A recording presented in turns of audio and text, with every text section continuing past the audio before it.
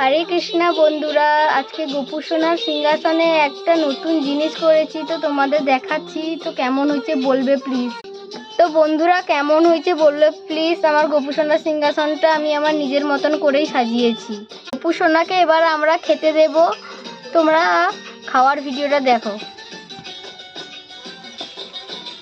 একে একে সবাইকে থালাটা ধরিয়ে দিয়েছি, এবার গ্লাসটা দিয়ে দেবো।